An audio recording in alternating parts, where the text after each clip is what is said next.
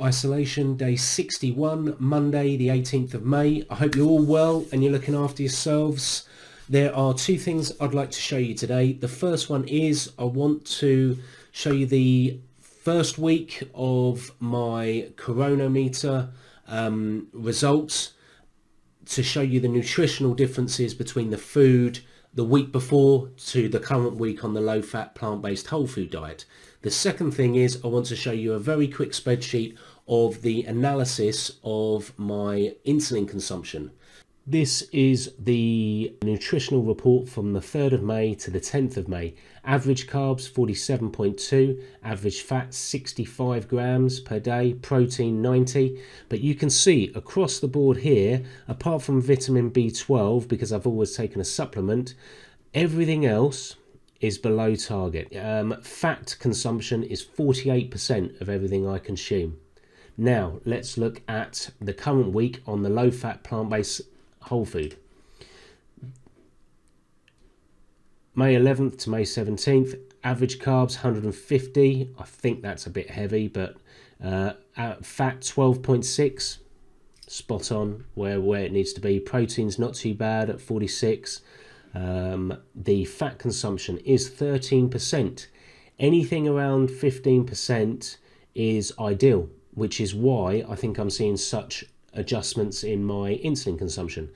Also down here you can see iron's hit, calcium, vitamin A, vitamin C, vitamin B12, folate is just short, fiber's just short, could do with a little bit more water, but other than that there is a stark difference in that, and I'm feeling it as well. This is what I really wanted to show you. I have 4 days, the last 4 days of being on keto, and then the first 7 days on being low-fat plant-based whole food. You can see here I've also noted that the CGM was switched on was on and actually switched off on Wednesday the 13th of May. So that will explain why I've got different levels of basal insulin consumption, because the pump was suspended. So these figures here are the important ones.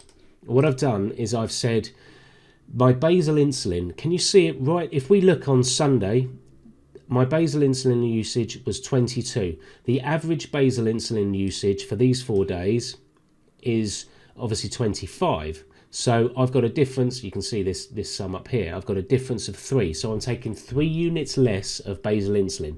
Bolus insulin, you can see here I'm taking quite a lot of bolus insulin. That's reduced. But look what's happened with the carb intake. Look at that increase in carbs.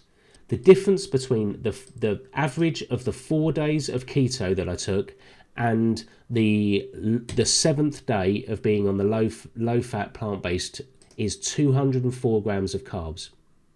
204 grams of carbs for an average of 4 units less of insulin. If that doesn't tell you that there's been a stark difference, I don't know what will. Carb to insulin ratio. Average for these 4 days was 6. Now I'm up to 37. So you can see there's a difference. What you've seen there is the philosophy of the Mastering Diabetes team in action. It's worked within 7 days, and it shows that if you restrict the amount of fat, you will become less insulin resistant. That, for me, is categorical. I'm seeing it in practice and I'm feeling it. I've been low numerous times today as well, and I've had to take more jelly babies. So it is still affecting me, and it will continue to do so as described in the book. I'm pretty impressed with this. After 35 years of being diabetic, I'm surprised, enlightened. I didn't realise that fat would do this to me. I've avoided fruit for the last 5 years. I've avoided potatoes. I've avoided bread. I've avoided lots of things because of what it would do to me. I'm pretty happy with that at the moment. Yeah, there's still a huge amount to learn, and hopefully you got some value from that, because I know for a fact that me being able to track this is certainly helping my mindset with why I'm doing this and how I'm doing it.